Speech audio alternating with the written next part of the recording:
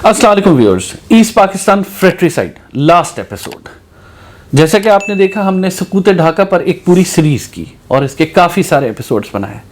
इस एपिसोड में डॉक्टर साहब ने इंतहाई मेहनत और बारीक बीनी से एक एक पॉइंट को लोगों के सामने रखा, व्यूअर्स के सामने रखा, ताकि वो इस पर कॉमेंट करें और इससे कोई ना कोई नतीजा अखज़ करने की कोशिश करें। आज हमारे सिलसिले में आखिरी प्रोग्राम है, हम थोड़ा सा रिव्यू की तरफ जाएंगे, क्योंकि एक साहब थे शेख मुजीबुर रहमान जो अपने मकसद में बेसिकली कामयाब हो गए और बांग्लादेश के वज़ीर आज़म बन गए। पूछते हैं डॉक्टर साहब से कि क्या ऐसा काम किया, क्या उन्होंने ऐसी क्या तरम खानी दिखाई कि जब वो वज़ीर आज़म बने तो बांग्लादेश को क्या आसमान से ऊपर ले गए या नीचे। पूछते हैं डॉक्टर साहब से। जी अस्सलाम वालेकुम डॉक्टर साहब। वालेकुम अस्सलाम। शेख मुजीबुर रहमान साहब में एक बहुत बड़ी क्वालिटी थी, वो क्राउड को बहुत अच्छा समझते थे। He was a crowd puller, बड़े अच्छे डिबेटर थे। जैसे कि मशहूर साइकोलॉजिस्ट सिगमंड फ्रॉइड ने कहा है, उनकी किताब है जो ग्रुप साइकोलॉजी में, उसमें उन्होंने लिखा है कि जो ग्रुप होता है ना, उसके सामने बात करने के लिए कोई बहुत ज़्यादा लॉजिक में पढ़ने की ज़रूरत नहीं होती, ना ही पढ़ना चाहिए। आप एक ही बात लाउडली और रिपीटिवली बार बार रिपीट करते रहें और वो सिंपल टू अंडरस्टैंड हो, that's the best way to royal up a group. And Sheikh Mujib definitely knew how to do that. Unfortunately for Bangladesh, what he did not know how to do was to rule a country. पहले वो जब मुत्तहिदा पाकिस्तान के दौर में एक दफ़ा वज़ीर बने थे 1956 के ज़माने में, तो उस ज़माने में भी उन्होंने करप्शन का काफ़ी बाजार गर्म किया था और काफ़ी नेक नामी कमाई थी। अब दोबारा वो उसी डगर पर वापस आ गए, लेकिन अब वो वज़ीर नहीं थे, अब वो एक बहुत बड़े मुल्क के वज़ीर आज़म थे। तो उन्होंने फिर उतना ही डैमेज कॉज किया। इसमें शरीफुल हक दालिम साहब लिखते हैं, जो कि बांग्लादेश के एक फ्रीडम फाइटर हैं, पाक फ़ौज के मेजर थे, और उन्होंने फिर बगावत की और लड़े उस जंग में जो कि पाकिस्तान के ख़िलाफ़ बांग्लादेश के गोरीलों ने लड़ी, अवामी लीग के सपोर्टर्स ने। तो दालिम साहब लिखते हैं कि मैंने ख़ुद शेख साहब से ये बात कही कि आपके जो लोगों को मुकम्मल करप्शन का आपने लाइसेंस दिया हुआ है, ये मुल्क के भी नुकसान में है, अवाम के भी नुकसान में है, आपकी पार्टी और आपके भी नुकसान में है। तो शेख मुजीब साहब ने कहा कि मेरे लोगों को भी तकलीफ़ें हुई हैं, और अब अगर वो माल से अपने घर भर रहे हैं तो इसमें किसी को अगर कोई तकलीफ़ है तो मैं कुछ नहीं कर सकता उसका। मतलब इस टाइप के एटीट्यूड के साथ उन्होंने उस मुल्क पर हुक्मरानी शुरू की। फिर हमने पिछली एपिसोड में डिस्कस किया था कि पाकिस्तान बनने के 5-1 साल बाद लैंग्वेज राइट्स हुई थी, जिसमें कुछ स्टूडेंट जो है वो पुलिस की फायरिंग में मारे गए थे, और इस बात को बहुत उठाया गया था कि जी देखिए ये कैसी एक जालिम स्टेट है जो स्टूडेंट्स पर फायर करती है। बांग्लादेश के क़याम के तो टोटल 1 साल बाद तकरीबन 1 जनवरी 1973 को ही उन्होंने स्टूडेंट्स पर ढाका में फायरिंग की और स्टूडेंट मारे गए एंटी गवर्नमेंट प्रोटेस्ट में। तो यानी वही सारी चीज़ें जिनको ख़ुद तनकीद का निशाना बनाते थे वो ख़ुद शुरू कर दी। सारी इंडस्ट्री जो बड़ी मेहनत से 60s में बनाई गई थी वो नेशनलाइज करके अपने क्रोनीज़ में बांट दी, और इस तरह बांग्लादेश की इकॉनमी का भुरकस निकाल दिया। फिर हर चीज़ में मिस मैनेजमेंट और करप्शन तो इतनी थी कि उनके जो रेड क्रॉस के चेयरमैन गाजी मुस्तफ़ा थे, उनका नाम पूरे बांग्लादेश में कंबल चोर मशहूर हो गया। और यहाँ तक बात कही गई कि शेख मुजीब खुद भी कह उठे कि मेरे हिस्से का कंबल कहाँ है। और इस सिलसिले में बांग्लादेश को अनफॉर्चुनेटली कुछ नेचुरल डिज़ास्टर्स का सामना भी हुआ। 1974 में फ्लड आया, 1971 में भी फ्लड आया था, 1970 में सॉरी, और उसको याया खान की गवर्नमेंट ने कुछ बेहतर मैनेज किया था। अभी लेकिन जो फ्लड आया उसमें बड़ा नुकसान हुआ, और नुकसान के बाद इतनी ज़्यादा मिसमैनेजमेंट की गई कि कहत भी आ गया। हालांकि सारी दुनिया से बिलियंस ऑफ डॉलर्स की इमदाद बांग्लादेश पहुंची, लेकिन वो कुछ अवामी लीगी लीडरों के घरों में मुंतकिल हो गई, और अवाम जो है वो मर रही थी और भूख से सिसक रही थी। और उन्हीं दिनों शेख मुजीब के दोनों साहबजादे अपनी शादी खाना आबादी कर रहे थे, जिसमें उनके बेटे शेख कमाल और दूसरे बेटे ने सोने के ताज पहने। नहीं, एक तरफ जो है वो सोने के ताज पहन रहे थे और दूसरी तरफ 6 लाख बंदे उस कहत में मर गए, और बहुत सारे बंदे उन दिनों बांग्लादेश से हिजरत करके पाकिस्तान भी आए। अभी भी उनकी औलादें कराची में मौजूद हैं। तो इस तरह यानी कि साइक्लोन के ज़माने में आपको याद होगा, हमने रेलेवेंट एपिसोड में डिस्कस किया था कि जब साइक्लोन में, जो कि बहुत ही खौफनाक तूफ़ान था, 5 लाख बंदे मारे गए, तो शेख मुजीब साहब सबसे आगे थे ये कहने में कि ये वेस्ट पाकिस्तानी बहुत शदीद शकावत का मुजाहरा कर रहे हैं और नेगलिजेंस का मुजाहरा कर रहे हैं, और हमारे लोग मर रहे हैं और ये गवर्नमेंट परवाह नहीं कर रही। तो और उस ज़माने में भी मगरबी मौरखीन ने और मगरबी जर्नलिस्ट ने बात लिखी थी कि ये प्रोपेगेंडा इसलिए भी किया गया कि बंगाली जो सिविल सर्वेंट्स और जो उनके एहलकार थे ईस्ट पाकिस्तान में, इस वक्त बंगाली एहलकार इसको मैनेज कर रहे थे, वो अपनी नाअहली और करप्शन भी छुपा रहे थे वेस्ट पाकिस्तान के ऊपर डाल के। تو اب تو ویسٹ پاکستان کوئی نہیں رہا، اور وہ نااہلی اور کرپشن سب کے سامنے آئی 1974 میں، اور انتہائی بدترین قسم کا قحط بھی آیا، جس پر شیخ مجیب کے خلاف بہت زیادہ پھر غم و غصہ عوام میں جنریٹ ہونا شروع ہو گیا۔ پھر ایک اور چیز بھی تھی، شیخ مجیب کو مکمل طور پر پرو انڈیا سمجھا جاتا تھا۔ انڈیا نے جو زبردستی معاہدے 1971 کے سال میں بنگلہ دیش کی گورنمنٹ ان ایکسائل پر تھوپے تھے، کئی لوگوں کا خیال تھا کہ اب بنگلہ دیش آزاد ہو گیا، اور شیخ مجیب نے تو وہ معاہدے نہیں کیے تھے، شیخ مجیب تو اس وقت پاکستان میں جیل میں تھے، تو شیخ مجیب ان معاہدوں کو رد بھی کر سکتے ہیں، ری نیگوشیٹ کر سکتے ہیں، لیکن شیخ مجیب نے مکمل طور پر انڈیا کے آگے اپنا سر جھکا دیا، جس کو کافی مائنڈ کیا گیا۔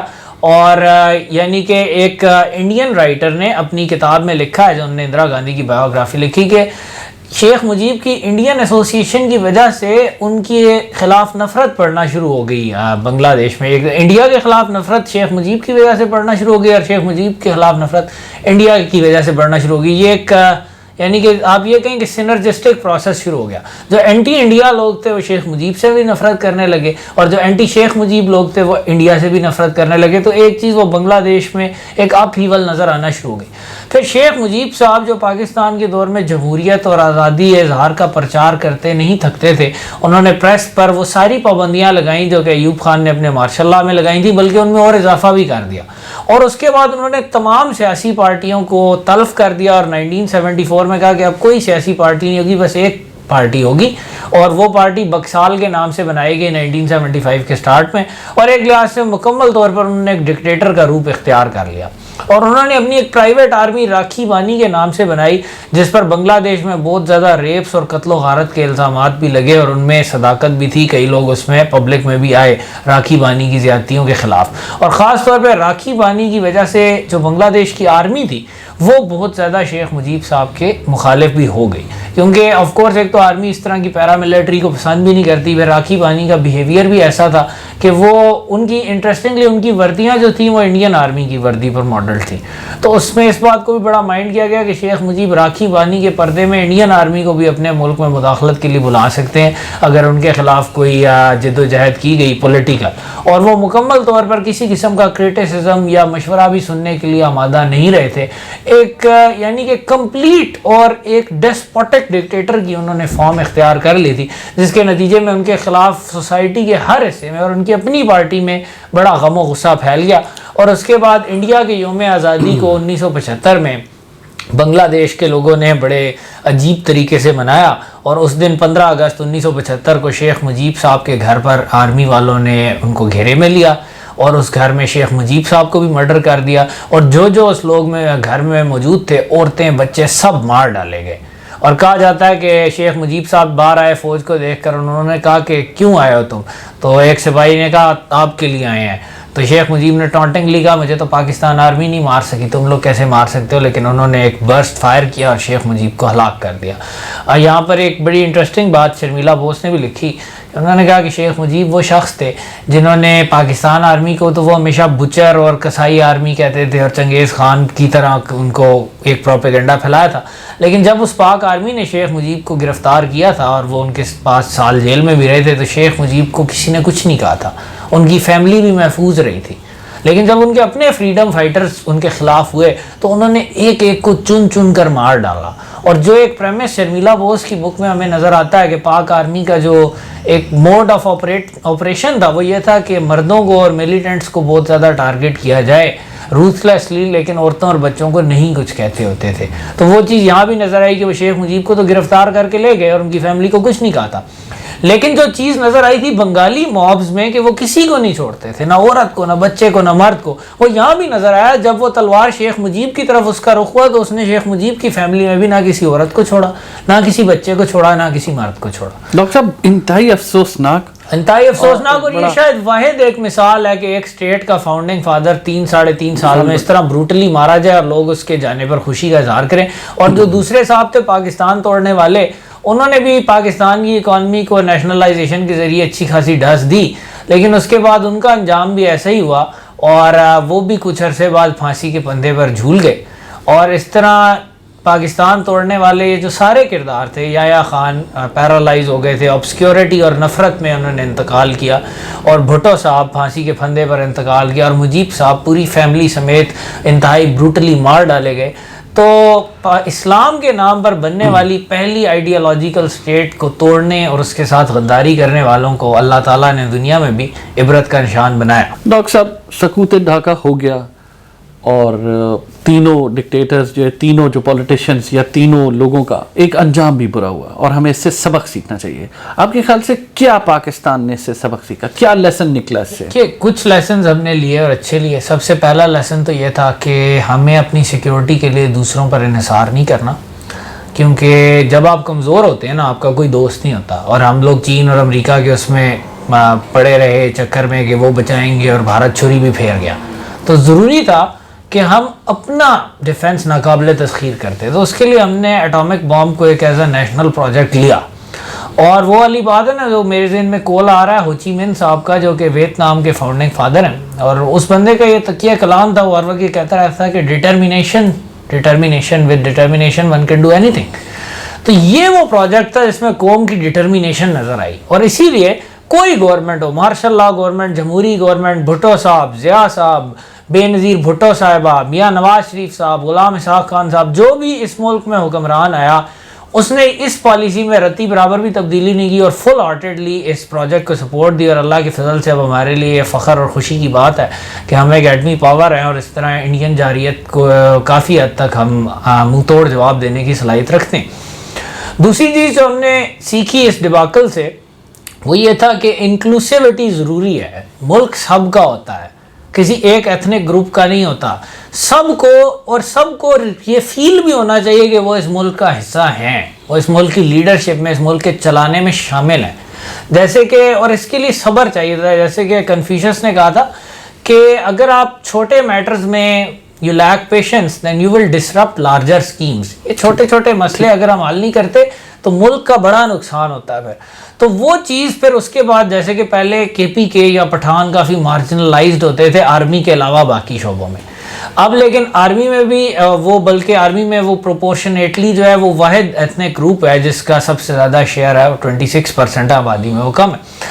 اور باقی سول بیوروکریسی اور نیشنل لیڈرشپ میں بھی اب اللہ کے فضل سے آپ دیکھتے ہیں کہ ان کی بہت زیادہ انپٹ ہے. ابھی ہمارے وزیر اعظم بھی پٹھان ہیں اور کافی سارے کیبنٹ ممبر اسی طرح سندھی ہیں. اسی طرح 18ویں ترمیم کے ذریعے سارے چھوٹے صوبوں کو بھی حقوق ملے. اور جب 73 کا آئین بنایا گیا تھا, جب 56 میں آئین بن رہا تھا تو اکثریت ہمارے ہاں بنگالیوں کی تھی اور وہ اس بات پر بالکل نہیں مانے تھے کہ سینٹ بھی ہونی چاہیے جس میں ساروں کا برابر شیئر ہو. لیکن اب یہ بات سیکھ لی گئی اور 73 کا آئین جب بنا تو پنجاب کی تقریباً آدھی آبادی تھی, باقی تمام کے برابر بھی, لیکن پنجاب نے اس چیز پر کوئی اعتراض نہیں کیا کہ سینٹ کا بھی چیمبر ہو. اور تو اب پاکستان کی پارلیمنٹ میں سینٹ کا چیمبر ایسا ہے جس میں بلوچستان اور پنجاب دونوں صوبوں کی برابر سیٹیں. تو یہ کچھ سبق ہم نے لیے جس وجہ سے ہماری نیشنل انٹیگریشن میں اور نیشنل سیکیورٹی میں کچھ بہتری بھی ہوئی. اور ڈاکٹر صاحب اس سے ہی ریلیٹڈ ایک دوسرا سوال بھی نکلتا ہے, ایسے کیا جو لیسنز تھے یا ایسے کیا اسباق تھے جو ہم اس سے نہیں سیکھنے چاہیے تھے, جو ہم اس میں سے نکالیں کہ یہ غلطی دوبارہ ریپیٹ نہ ہو؟ کیا ایسا کوئی لیسن تھا؟ دیکھیے سب سے پہلے تو یعنی کہ میں اس کو اس طرح لیتا ہوں نا کہ کچھ لیسنز تو ہم نے لرن کیے, لیکن کچھ لیسنز ہمیں لرن کرنے چاہیے تھے جو ہم نہیں کر سکے. سب سے پہلی چیز, بیسک چیز, یہ ملک ایک اسلامی نظریاتی ریاست تھا. اس وعدے کے تحت بنا تھا, اس سوشل کانٹریکٹ کے تحت بنا تھا. اس سوشل کانٹریکٹ کو بنگالیوں نے بھی سپورٹ دی تھی, اس کو پنجابیوں نے بھی سپورٹ دی تھی, اس کو پٹھانوں نے بھی سپورٹ دی تھی, اس کو ان ہندوستانی مسلمانوں نے بھی سپورٹ دی تھی جو بیچارے انڈیا میں ہی رہ گئے.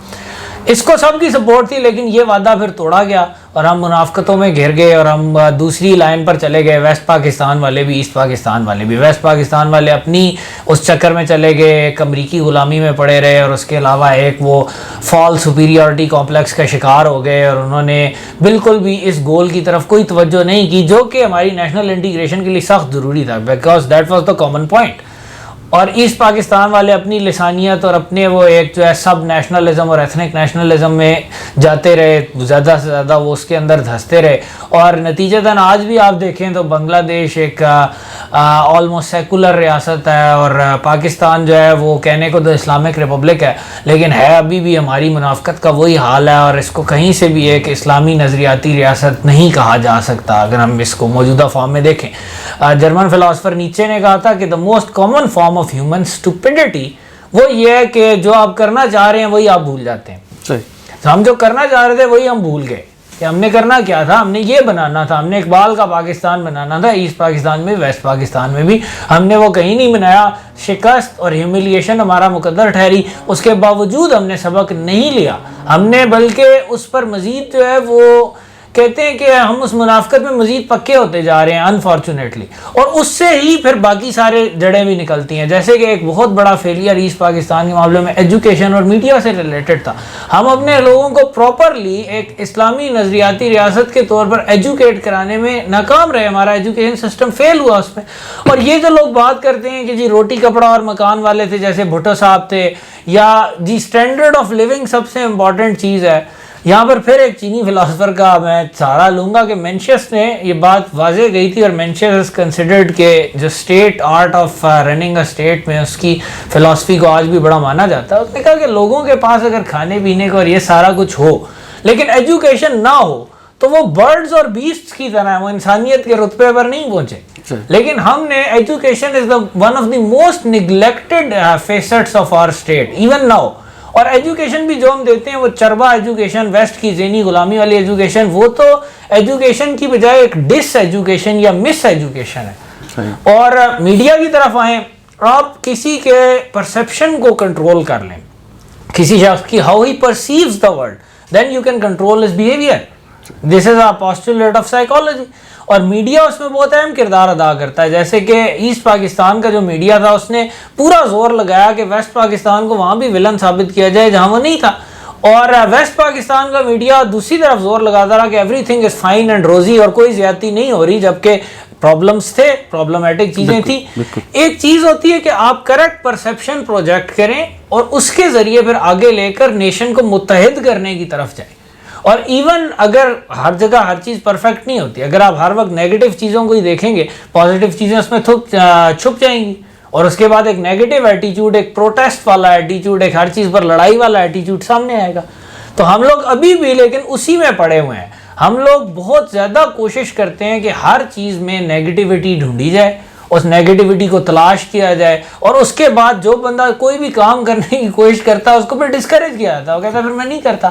اور اس طرح پھر اگین میڈیا میں پھر ایک چیز یہ آ جاتی ہے کہ آپ جب چیزوں کو بالکل پیسے پر چلاتے ہیں تو ہر چیز پھر پیسے والا آگے رہتا ہے. پھر سب سے زیادہ پیسہ تو آپ کے پاس ابھی بھی ویسٹرن دنیا میں مرکوز ہے. یونائٹڈ اسٹیٹس پاکستان میں فنڈنگ کرتا رہتا ہے اور اپنی مرضی کی ایک پرسیپشن کریٹ کرتا رہتا ہے. ہم نے وہ چیز ابھی بھی نہیں سیکھی, ہم نے اس پہ مار 71 میں بھی کھائی تھی, ہم آگے بھی کھائیں گے اگر ایسے چلتا رہا. تو یہ کچھ اسباق ہیں جو ہمیں سیکھنے چاہیے تھے. ڈاکٹر صاحب ایک انتہائی اہم سوال, ہر پروگرام میں ویسے یہی کہتا ہوں, لیکن میں اس دفعہ یہ بات اس وجہ سے کر رہا ہوں کہ ایسٹ پاکستان فریٹری سائٹ کے لاسٹ ایپیسوڈ کا لاسٹ سوال ہے, way forward between Pakistan and بنگلہ دیش.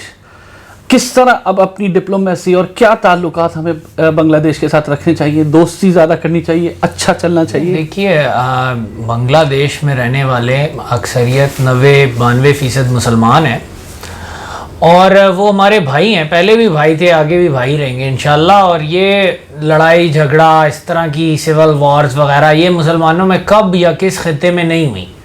آپ دیکھ لیجئے ترکوں اور کردوں میں ابھی مسئلہ چل رہا ہے, ایک زمانے میں یک جان دو غالب تھے. اسی طرح یہ چیزیں تو چلتی رہتی ہیں. عربز کے آپس میں کافی کشاکش بھی رہی ہے. جب بھی ڈس یونٹی ہوئی ہے تو مسلمانوں کو شکستیں ہوئی ہیں, جب بھی یونٹی ہوئی ہے ہم کامیاب ہوئے ہیں. ہمیں ڈس یونٹی ہوئی, ہمیں شکست ہوئی. انشاءاللہ آگے یونٹی ہوگی, دوبارہ بردرہڈ کے اسپرٹ میں آگے بڑھیں گے, انشاءاللہ بڑی کامیابیاں حاصل کریں گے. اور ابھی آپ دیکھیں انڈیا میں مودی جو ہندوتوا کا فاشزم اور ایک میڈنس کریٹ کر رہا ہے, وہ چیز بنگلہ دیش میں بھی ریئیکشن لا رہی ہے, کیونکہ ان کو بھی پتہ ہے کہ یہ شخص جو ہے یہ ہر مسلمان کا دشمن ہے, چاہے وہ بھارت میں ہو, چاہے وہ پاکستان میں ہو, چاہے وہ بنگلہ دیش میں ہو. لیکن بھارت کا مسلمان تو مظلوم ہے, لیکن پاکستان اور بنگلہ دیش سوورن آزاد ریاستیں ہیں, اور اگر وہ اپنی پاور میں اضافہ کرتے رہیں تو they can be more than a match for them. اور اس میں پھر چائنا کا رول بھی آ رہا ہے کہ بنگلہ دیش کے چائنا کے ساتھ کافی اچھے تعلقات ہیں, اور وہ مزید کلوز ہوتے جا رہے ہیں بائی دا ڈے. اور بنگلہ دیش کی اکانومی بھی اب آگے اچھی ڈائریکشن میں موو کرنا شروع ہوئی بھی ہے, اور جلد ہی بھارت کو اس چیز سے بھی مسئلے شروع ہو جائیں گے, کیونکہ وہ ہو رہے ہیں ڈاکٹر صاحب, مسئلے ہو رہے ہیں. ان کا تو ہمیشہ سے دل یہ تھا کہ بنگلہ دیش ان کا کوئی سیٹلائٹ اسٹیٹ بنے, کوئی ان کے لیے بس را مٹیریل سپلائر بنے اور ان کے فنشڈ پروڈکٹس کی ایک منڈی بن جائے بس. لیکن اب وہ چیز چینج ہو رہی ہے اور بنگلہ دیش جو ہے وہ چائنا سے بھی تعاون اس میں حاصل کر سکتا ہے جیو اسٹریٹجک انوائرمنٹ میں, اور اس میں پھر چائنا کے تھرو پاکستان اور چائنا کو آئرن بردر کہا جاتا ہے.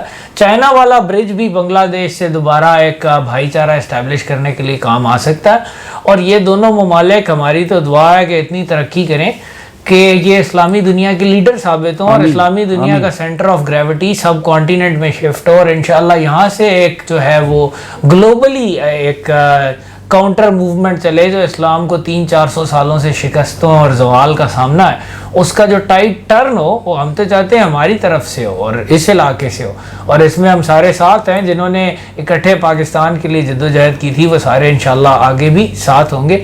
اور چونکہ اب ہماری سیریز اینڈ ہو رہی ہے تو یہاں پر میں ایک چھوٹا سا بس اقبال کی ایک نظم پڑھوں گا رموز بے خودی سے, اور رموز بے خودی فارسی میں ہے اور فارسی مجھے خود بھی نہیں آتی, تو میں نے I read it in English actually, so I would read the English translation. Please.